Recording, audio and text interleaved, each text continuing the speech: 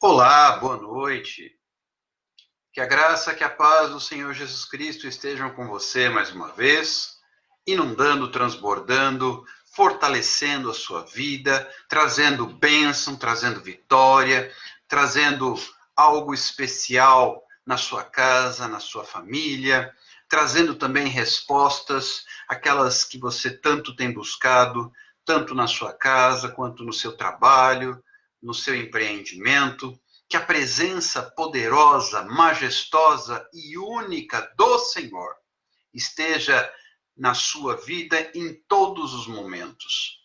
Que a graça do Senhor esteja presente sempre, trazendo renovo, trazendo ânimo, trazendo fé, trazendo esperança, trazendo cura e libertação.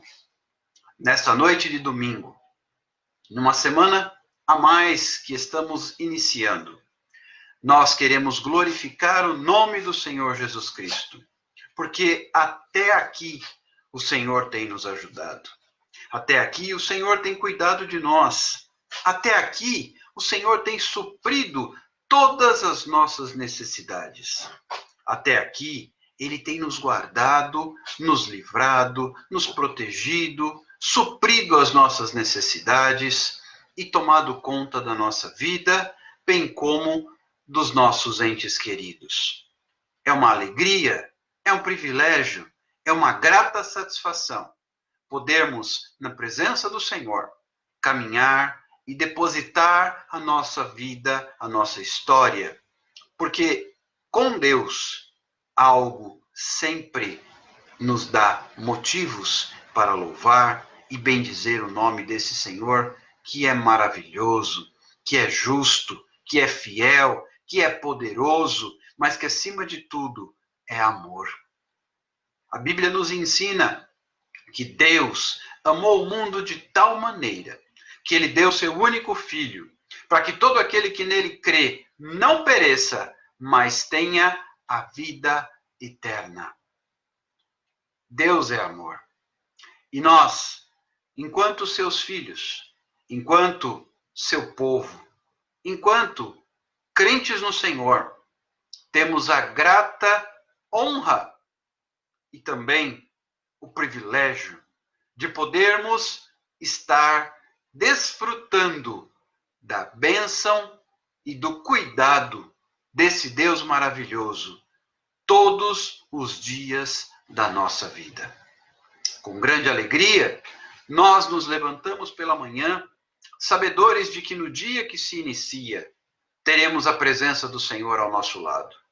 E no decorrer do dia, temos a certeza de que não estamos sozinhos. É bem verdade que enfrentamos as nossas próprias lutas, os desafios que acompanham a nossa história cotidiana, mas não estamos sozinhos. Quando estamos caminhando diante do Senhor, o Senhor está conosco. O Deus de Jacó é o nosso refúgio, porque pela fé, conforme a palavra de Deus nos ensina, nós também, pela fé, somos filhos de Abraão. Então, as bênçãos, as promessas que há sobre a vida de Abraão e de seus descendentes também repousam sobre a nossa vida. Isso nos dá a certeza de que nós podemos clamar ao Senhor e Ele nos ouve. A certeza de que nós podemos buscar a face do Senhor e Ele não se esconde. Ao contrário, Ele se revela de forma ampla, de forma única e especial. Sendo nós seus filhos, Ele tem prazer, escute bem, Ele tem prazer em se revelar e em ter relacionamento conosco. Para Deus, é uma grande alegria ter relacionamento com os seus filhos. Assim como um pai se alegra em ter comunhão com os seus filhos, com os seus descendentes, é exatamente o que acontece com o Senhor. O Senhor Deus tem prazer em ter relacionamento comigo e com você. A partir do momento em que nós entregamos a nossa vida a Jesus, a partir do momento que nós consagramos, consagrar, querido, é dedicar. Consagrar é separar. O significado da palavra consagrado significa separado. Não é nada extraordinário. Quando alguém é consagrado ao Senhor, não significa que aquele indivíduo passou a ser sobre-humano. Pelo contrário, ele é tão humano como era minutos antes. A questão é que ele passa a ser separado. O quesito aqui é outro. A questão é consagrado, significa que ele foi separado. Todo aquele que é consagrado a Deus, ele é separado para o Senhor. Ponto. Então, somente isso. E no momento em que você e eu somos consagrados, somos separados para Deus, ele então se revela de forma íntima e especial para conosco. Ele passa a ter mais afinidade, mais intimidade com os seus. E então, ele desenvolve um vínculo mais próximo. Lembram como era no tempo de Adão e Eva, antes do pecado? Como funcionava? A Bíblia nos relata, lá no livro de Gênesis, que todos os dias, ao cair da tarde, Deus vinha ter comunhão com o homem. Que comunhão é essa? Relacionamento, conversa, interação. Até o dia em que o homem pecou. E Deus foi a seu encontro da mesma maneira que ia sempre. E não encontrou o homem. Não encontrou a mulher. E Deus começou a falar: onde vocês estão? Acaso comeram do fruto da árvore do conhecimento do bem e do mal, o qual eu havia proibido? A partir daí, o pecado trouxe uma separação. O pecado rompeu essa comunhão. Todos nós sabemos que o salário do pecado é a morte. E morte, no contexto, separação. Morte, no contexto, distanciamento de Deus. Até que Deus, não satisfeito com essa situação, porque amava o homem, ele então promove o sacrifício do seu Filho Jesus Cristo. Para quê? Para que todo aquele que nele crê não pereça, mas tenha a vida eterna. Ou seja, reconectou, restaurou a ligação, o relacionamento, a intimidade, a afinidade entre Deus e o homem.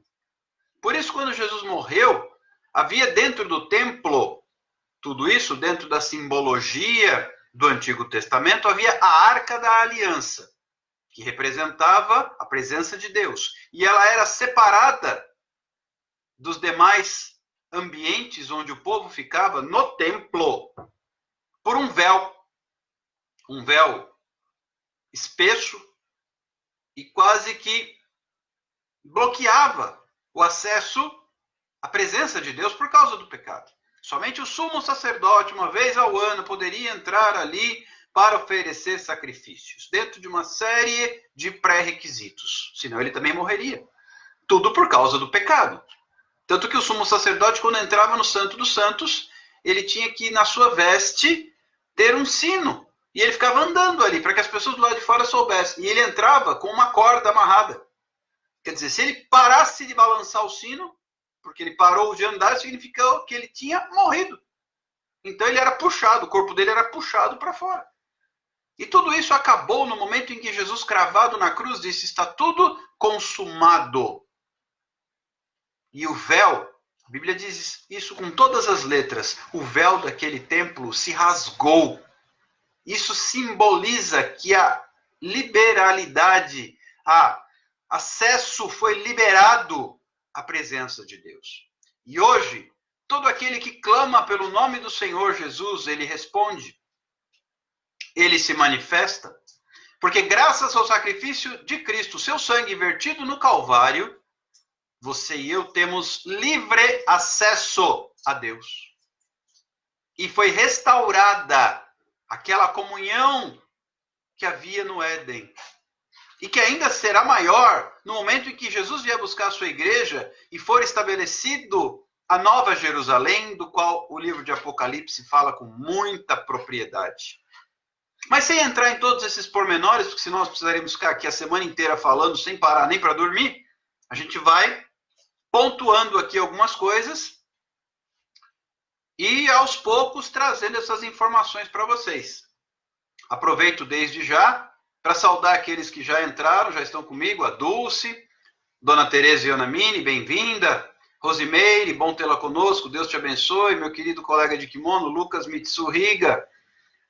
Andréia Melo, Letícia Lopes, Leonardo, meu querido aí das terras de Bauru, como é que estão as coisas? Papai, mamãe, irmão, cunhada, sobrinho, como é que estão todos? Faço votos que estejam todos bem, na presença do Senhor, em saúde e segurança.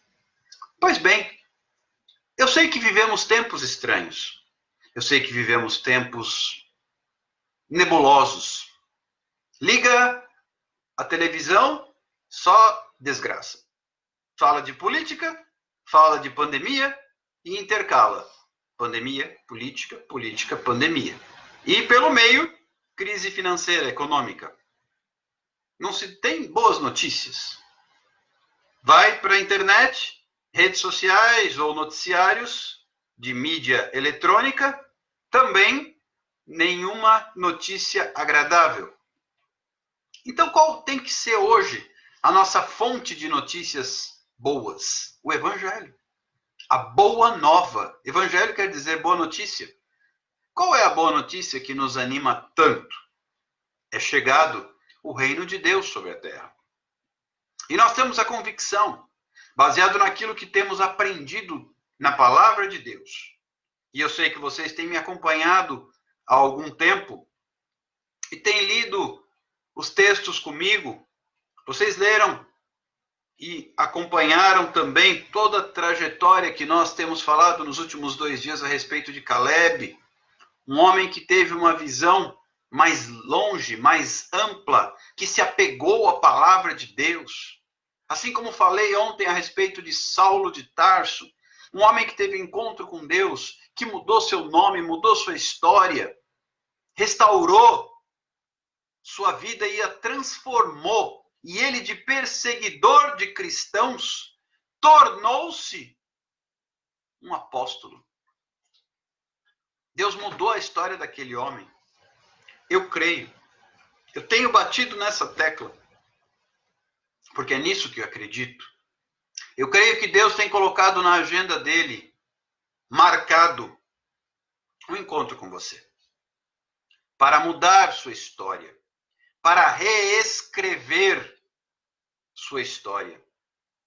Para trazer sobre a sua vida um novo começo. Quando nós falamos em novo começo, queridos, nós estamos aqui abrindo o nosso coração para que Deus poderosamente comece a escrever algo diferente na nossa vida. Eu não sei quanto a você, mas eu fico extremamente entusiasmado com o que Deus vai fazer. Claro, eu me solidarizo com as vítimas da Covid-19, sem sombra de dúvida, as famílias destroçadas por perderem seus entes queridos, e alguns de forma trágica, e depois o final é sempre triste, não há despedida, não há velório, o sepultamento é quase que relâmpago. Sei de tudo isso, queridos. Mas eu tenho que me apegar, conforme diz a palavra de Deus, àquilo que me traz esperança. E não há nada mais poderoso para trazer, para restaurar a esperança do que a palavra de Deus. E eu quero iniciar esse nosso tempo hoje. Hoje é domingo, gente. Vamos curtir. Vamos nos deliciar com a palavra de Deus. Eu sei que tem sido domingos diferentes, na verdade, nos últimos 2 meses e meio, já quase 3 meses. Famílias não estão reunidas na maioria das vezes, né? Apenas os pequenos grupos, né? Marido, esposa e filhos, mas não tem aquela reunião na casa da sogra ou na casa da avó, com as crianças correndo e mais descontraído. Isso não tem acontecido na maioria das vezes. Porque nós temos tentado, minha família mesmo tem adotado esse procedimento. Não tenho frequentado a casa dos meus pais, meus irmãos têm uma série de reservas também no contato com meus pais que são mais idosos. Eles também não têm contato com os netinhos e assim por diante. São tempos diferentes. Mas quantos de vocês creem, assim como eu, que nestes tempos diferentes Deus se faz presente? Olha só, a palavra de Deus me dá certeza de que Deus não está longe. Pelo contrário, Ele está próximo, Ele está perto, mais perto do que você é capaz de imaginar. Dentro de nós, dentro do nosso coração. A Bíblia fala que Ele escolheu habitar não em templos feitos por mãos humanas, mas Ele escolheu habitar em nosso coração. Porém, Ele não invade. O Senhor é um gentleman, é um cavalheiro. Ele não invade, Ele respeita. Ele nos dá livre-arbítrio, ou seja, liberdade de escolha. Ele só entra se você o convida. Lá em Apocalipse está escrito assim: eis que estou à porta e bato. Se alguém ouvir a minha voz e abrir o seu coração, eu entrarei e cearei com ele e ele comigo. Queridos, Deus está te convidando a abrir o seu coração, porque Ele deseja entrar. Vou repetir, presta atenção. O Senhor está desejoso, ansiosamente desejoso, de que você abra o seu coração para que Ele possa entrar e morar com você. E isso faz toda a diferença. Eu sei que temos vivido momentos de extrema preocupação. Mas olha só o que diz a palavra de Deus. Eu quero ler com vocês alguns versículos do livro do profeta Isaías. Mas antes perguntar algo que eu tenho perguntado só por desencargo de consciência, porque eu conheço vocês e sei que vocês são extremamente dedicados ao estudo da palavra de Deus. Leram os capítulos que nós pedimos ontem? Claro que sim. Não é verdade? Sobretudo o capítulo 9 do livro de Atos dos Apóstolos, que foi a nossa temática de ontem. Tudo ok em relação à conversão de Saulo de Tarso, que foi a mensagem que abordamos ontem? Queridos, eu quero desde já abrir um canal aqui de comunicação com vocês. Hoje à tarde eu mandei um vídeo que recebi também, não é meu o vídeo, tá? Mas o que é bom a gente passa adiante, não é verdade? Falando sobre as pedras no caminho. E eu compartilhei, mandei para minha lista de transmissão e também coloquei no Facebook esse vídeo. E é importante que nós possamos refletir sobre o que está acontecendo com a nossa vida e prosseguir. Não podemos ficar pura e simplesmente na retaguarda ou na defensiva. Precisamos avançar, mas avançar com segurança. Avançar com segurança em Deus, porque Ele é o nosso escudo. Ele é o nosso refúgio. Ele é o socorro bem presente no tempo da nossa angústia. Eu não sei quais têm sido as pedras de tropeço que você tem encontrado no seu caminho. Mas você pode reagir de formas diferentes. Formas que tragam bênção ou não. E nós vamos mais tarde falar sobre isso. Aqueles que não receberam o vídeo e desejarem recebê-lo, basta deixar depois o contato, que eu, com grande alegria, incluo você na minha lista de transmissão e te encaminho esse material. E você passa a receber aquilo que a gente manda diariamente, 1 ou 2 postagens por dia no máximo, sobre o que a gente tem abordado aqui. Perfeito? Acompanhe comigo a leitura do livro do profeta Isaías, capítulo 40, a partir do versículo 28. É um texto muito conhecido, mas que traz assim uma sensação de segurança muito grande. Não sabes, não ouvistes que o eterno Deus, o Senhor, o Criador dos fins da terra, nem se cansa, nem se fatiga? Não se pode esquadrinhar o entendimento. Olha o que é que Deus faz. O versículo 29. Preste atenção no que é que Deus faz. Ele faz forte ao cansado. Multiplica as forças ao que não tem nenhum vigor. Olha o que é que Deus faz. Ele faz forte ao cansado. E ele multiplica as forças daquele que já não tem mais nenhum vigor. Se isso se aplica à sua vida, toma posse dessa palavra. Se apropria dela. Porque Deus faz forte ao cansado. Se você está cansado, Deus vai ser a sua força. E ele multiplica as forças daquele que já não tem mais nenhum vigor. Se você tem vivido momentos nos quais seu vigor, sua energia chegou ao fim, ele vai multiplicar, desde que você abra o seu coração para ele. E o texto não termina aí. No versículo 30 está escrito assim: os jovens se cansam e se fatigam, e os moços de exaustos caem. Interessante, parece que isso foi escrito por Isaías para os dias de hoje, né? E não foi séculos antes de Cristo, tá? Essa geração que está vindo aí depois da nossa, né, gente? Como eles cansam, como eles ficam fatigados, exaustos o tempo todo. Por isso o texto aqui é tão atual, apesar de ser tão antigo. A Bíblia é assim, é a palavra de Deus que se renova. Mistérios de Deus, porque Ele é Deus. E olha só, os jovens se cansam e se fatigam, e os moços de exaustos caem.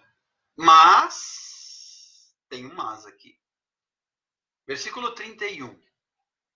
Os que esperam no Senhor renovam as suas forças. Vou repetir. Os que esperam no Senhor renovam as suas forças. Sobem com asas como águias. Correm e não se cansam. Caminham e não se fatigam. Mas isso só se aplica aos que esperam no Senhor. Esperar não significa aguardar. Eu aguardo no Senhor. Não, não é isso. Esperar tem a ver com esperança. A minha esperança está no Senhor. Para estes cuja esperança está em Deus, eles renovam as suas forças. Eles sobem como asas, como as águias. Correm e não se cansam. Caminham e não se fatigam. O segredo aqui é esperar, mas não no sentido de aguardar. Esperar no sentido de ter esperança. Se a sua esperança está em Deus, suas forças se renovam. Eu vou repetir. Se a sua esperança está em Deus, suas forças se renovam. Onde estão as suas esperanças? Se você tem colocado a sua expectativa em Deus, se você tem depositado as suas fichas no Senhor, se você tem apostado os seus créditos nele, as suas forças serão renovadas. Os jovens se cansam, os moços de exaustos caem, mas os que esperam, os que têm esperança no Senhor, os que confiam no Senhor, tem uma outra tradução que usa essa palavra, os que confiam no Senhor renovarão as suas forças. Onde é que você tem esperado? Onde que você tem depositado a sua fé? Onde que você tem depositado a sua esperança? Ou em quem você tem guardado a sua esperança? Queridos, a Bíblia faz uma advertência interessante quando ela diz assim: maldito é o homem que confia no homem. Já falei isso aqui antes. Não posso colocar a minha esperança em pessoas, porque pessoas são falhas como eu, erram como eu e caem como eu. Portanto, as minhas esperanças têm que estar naquele que não falha, no eterno, no grande eu sou, no Senhor dos Exércitos. Em quem estão as suas esperanças? Onde é que você tem depositado suas expectativas? Aonde está a sua fé? Naquilo que se pode ver? Ou a sua fé tem estado pautada no grande eu sou? Isso é algo que você precisa responder para você mesmo diante de Deus. Em quem você tem depositado as suas esperanças? Onde têm estado as suas expectativas? É necessário que nós entendamos algo. É necessário que nós entendamos que sem Deus não é possível fazer nada. Eis o porquê muitos de nós nos cansarmos. Quem caminha sem Deus, caminha com a sua própria força, e a nossa força termina em determinado instante. Mas os que esperam no Senhor, as forças se renovam. Em algum momento, escute bem o que eu vou dizer. Você vê na vida de Jesus Cristo um homem fracassado, um homem esgotado, um homem à beira de um colapso? Queridos, ninguém enfrentou na história da humanidade os desafios que Cristo enfrentou. Mas há um porém, ele os venceu, um a um. Quando ele morreu, antes de entregar o seu espírito nas mãos do Pai, ele disse: Pai, está tudo consumado. Ou seja, a tarefa que o Senhor me determinou está cumprida. Missão dada, missão cumprida. Jesus não fraquejou. Jesus não recuou. Jesus não se abalou. Por quê? Porque a sua esperança era apenas no Pai. Quero que você reflita. Quem depositar esperanças em pai, mãe, irmão, irmã, tio, tia, filho, marido, mulher, corre um risco muito grande de falhar. Por isso que Jesus disse: aquele que não deixar pai, mãe, irmão, irmã, tio, tia, por amor de mim, não é digno de mim. O que isso significa? Jesus não era contra a família, pelo contrário. A questão é que isso não pode vir antes dele. Ele tem que estar em primeiro lugar. A minha esperança tem que ser nele. Entende por que tantos casamentos vão por água abaixo? Eu não posso achar que a minha esposa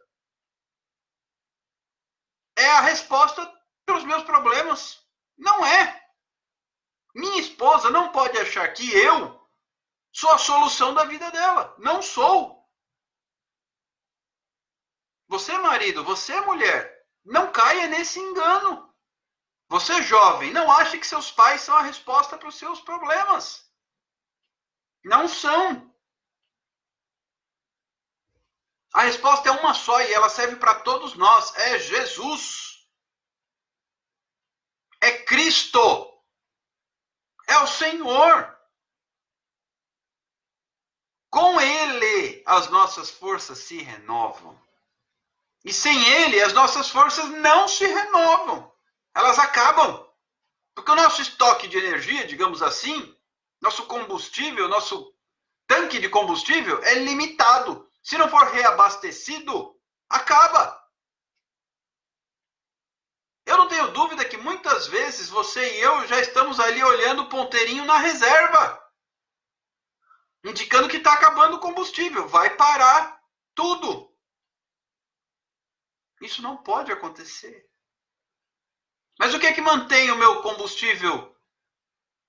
O que é que mantém o tanque de combustível cheio? O Senhor. E ninguém mais.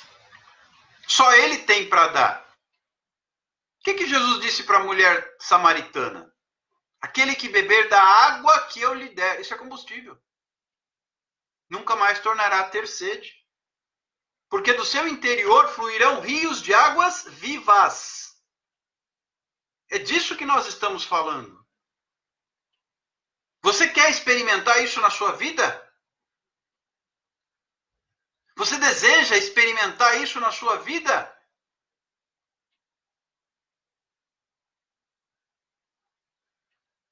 Então é necessário abrir o coração para Deus. Para que Ele renove as nossas forças. E nos dê a direção. Sem Ele, as nossas forças se esgotam. Não é isso que nós acabamos de ler aqui no livro do profeta Isaías? Os jovens. Vamos ler de novo? Isaías 40. Os jovens se cansam e se fatigam. Isaías 40, verso 30. E os moços de exaustos caem. Mas os que esperam no Senhor renovam as suas forças. Entende do que Jesus estava falando? Esperar em Deus faz com que as nossas forças se renovem. Esperar no Senhor faz com que as nossas forças se restaurem.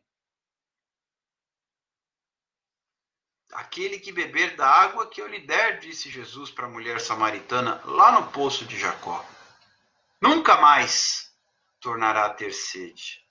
E ele explica, porque do seu interior fluirão rios de águas vivas. É tempo de você abrir o seu coração para que águas vivas possam fluir do seu interior. Mas isso só é possível para aqueles que esperam no Senhor. Se a minha esperança não estiver nele, não haverá esta vitória. Se a minha esperança não estiver no Senhor, não haverá essa graça. E as minhas forças se esgotarão. E quando as nossas forças se esgotam, o que mais nos resta?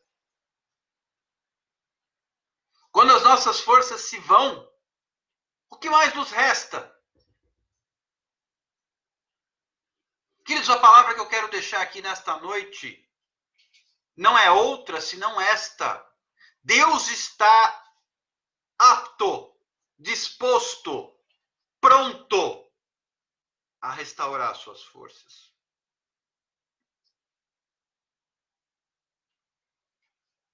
E eu não sei quais têm sido os desafios que têm afligido a sua vida. Deus sabe. Quais são as pedras que têm surgido na sua estrada e feito você tropeçar e cair. Agora eu posso reagir de diversas maneiras diante das pedras que se me apresentam no caminho. É sobre isso que fala o vídeo que eu compartilhei hoje. A reação que eu tenho diante de pedras. Alguns podem se lamentar. Pedras para eu tropeçar, pedras para me atrapalhar, pedras para me fazer cair. Outros podem ver a bênção do Senhor e com estas pedras construir. Sobre isso eu quero pontuar algo nesta noite ainda, que já vai ser uma introdução para algo que a gente vai permanecer falando aí, possivelmente amanhã, pelo menos. Porque olha só, pedras no nosso caminho podem ser bênçãos também. E eu posso usar isso como bênção na minha vida. Tudo vai depender da minha postura. No livro de Juízes, está relatada a história de um homem cujo nome era Gideão. E eu quero apenas pontuar, depois a gente vai falar mais sobre Gideão, porque a história de Gideão é muito especial. Ele foi um dos juízes de Israel no período pós-conquista da Terra Prometida. Logo depois que Josué, a gente falou sobre isso quando tratou a respeito da herança de Caleb, né? Josué e Caleb foram os únicos que entraram na Terra Prometida daquela geração que saiu do Egito. E quando Josué, então, faz a distribuição da terra para todo o povo, cada qual com o seu quinhão de terra, e ele também dá as posses de Hebrom, da tribo de Judá. Após as terras serem repartidas entre o povo, Josué encerra sua jornada, morre, e tem início o período dos juízes. Gideão foi um dos juízes que Deus chamou para dirigir, para lidar com o povo de Israel. E no livro de Juízes, no capítulo 6, eu quero hoje destacar um versículo, pelo menos. O versículo 26. Veja bem o que Gideão fez com as pedras.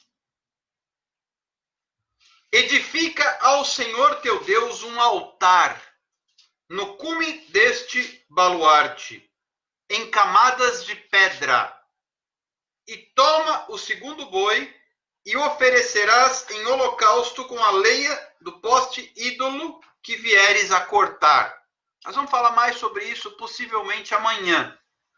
Mas o que eu quero dizer aqui é o seguinte: Deus determinou a Gideão que construísse um altar em camadas de pedras. Tem pessoas que acham assim, caramba, puxa vida, só pedrada que eu levo. É só pedra para eu tropicar e cair na minha jornada, no meu caminho. Muitas vezes Deus está te dando material para você construir o que Deus tem para a sua vida. Aquilo que aconteceu com você até aqui, a sua trajetória, a sua história, é matéria-prima na mão de Deus. Vou repetir, presta atenção. O que te trouxe até aqui, a sua história, a sua trajetória, é matéria-prima na mão de Deus para que o Senhor tem para a sua vida. Você, escolhido do Senhor, temente a Deus, ama o Senhor dos exércitos, Ele tem te trazido até aqui por este caminho, independentemente das pedras que houveram ao longo do seu caminhar, porque Ele tem trabalhado com você para que a sua jornada até aqui essa bagagem seja matéria-prima nas mãos do Senhor para aquilo que Ele vai construir a partir de agora. Glória a Deus por isso, aleluia. Compreendeu? Deus está começando uma nova história na sua vida, na minha vida. E o que aconteceu até aqui, todas essas pedradas que nós levamos, todas as pedras nas quais nós tropeçamos e caímos, são matéria-prima agora na mão de Deus. Para levantar um altar. E altar, queridos, é lugar de sacrifício. Porque não há bênção. Falei já sobre isso em outras oportunidades e vou repetir. Não há bênção sem altar. Altar é lugar de oferecer a Deus. E não há bênção sem oferecer a Deus a sua vida, a minha vida. Para que Abraão fosse abençoado, ele teve que oferecer Isaac no altar. Gideão aqui está sendo chamado. Depois nós vamos destrinchar melhor esse capítulo 6. Pode ler. Para amanhã. Lição de casa. Juízes capítulo 6.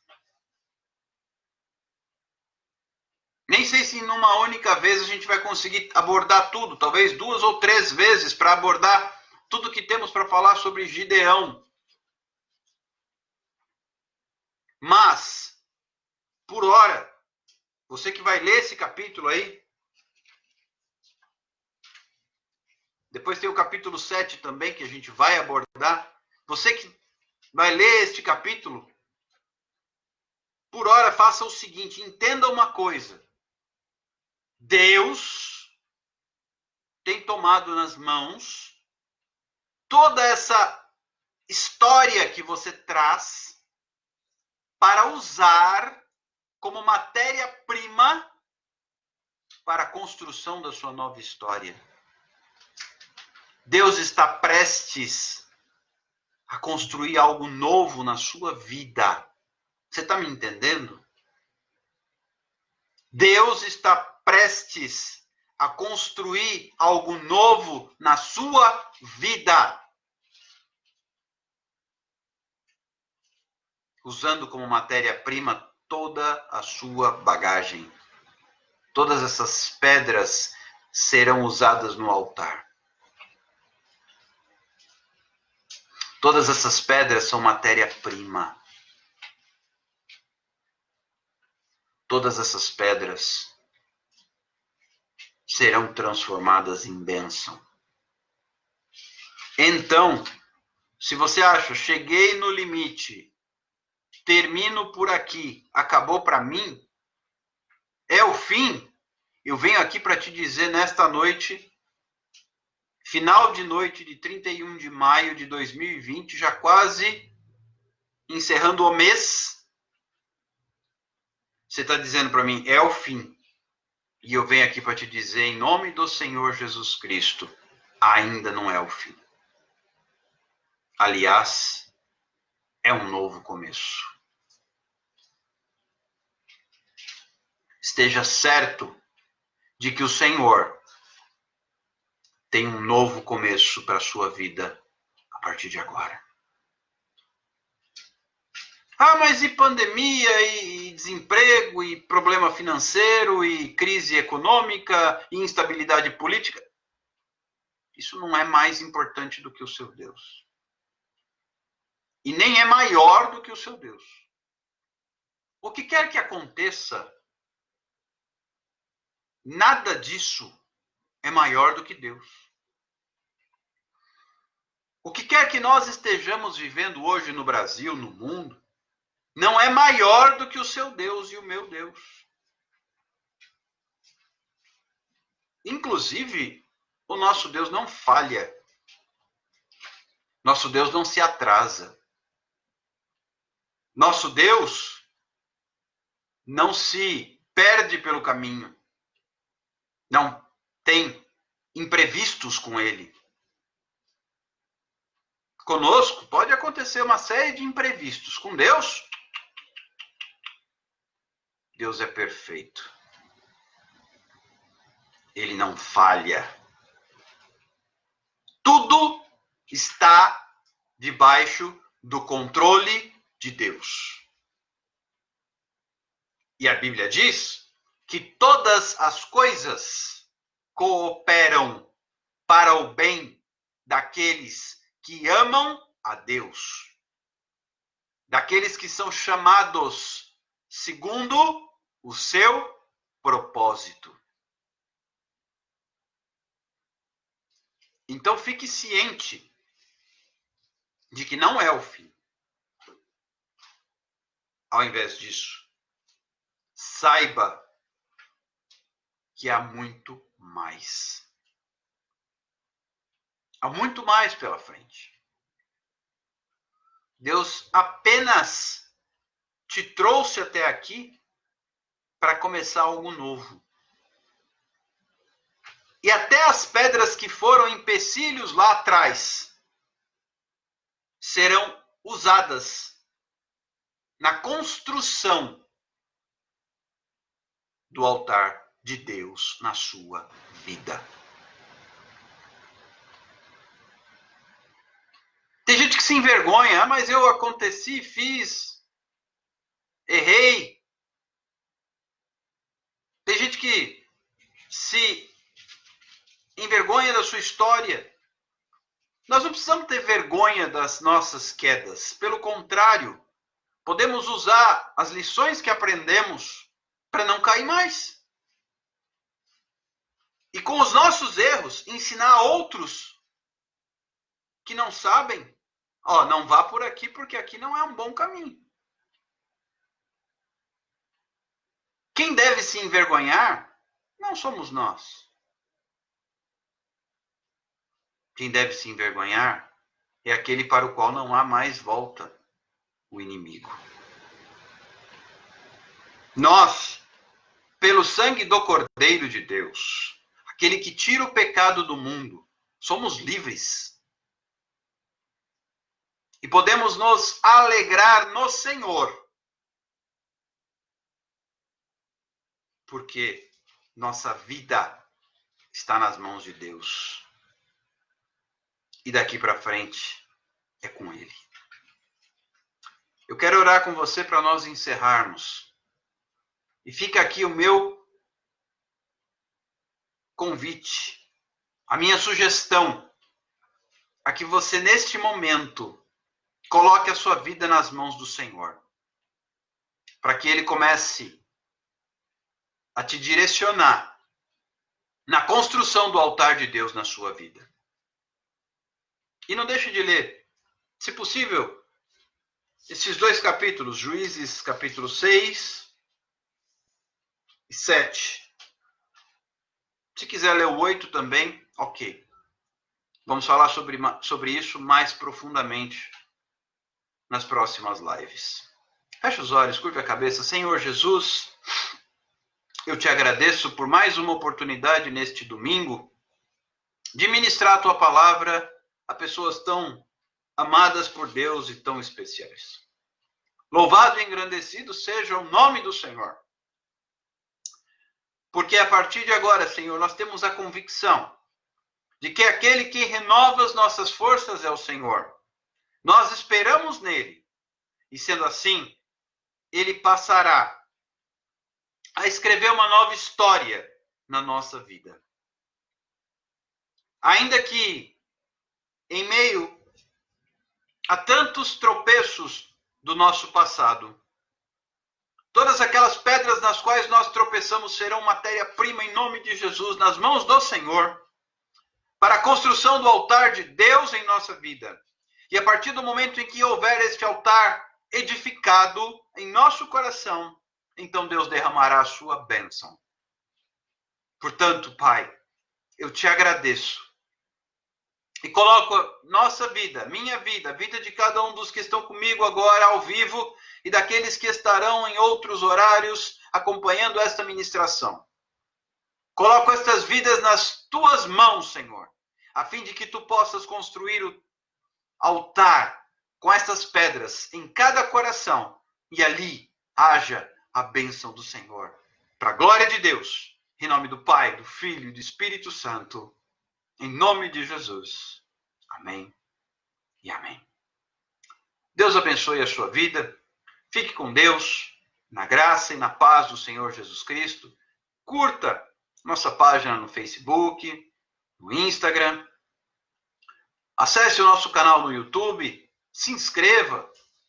Ajude-nos na divulgação. Compartilha. Manda essa live para pessoas que você conhece, para que a palavra de Deus também possa abençoá-los. E assim, mais e mais pessoas sejam alcançadas e curadas através da palavra do Senhor Jesus Cristo. Um forte abraço, um bom início de semana. Fiquem com Deus. E se Ele nos permitir, amanhã estaremos de volta nesse mesmo horário. Até lá, um forte abraço, um grande beijo. Tchau, tchau.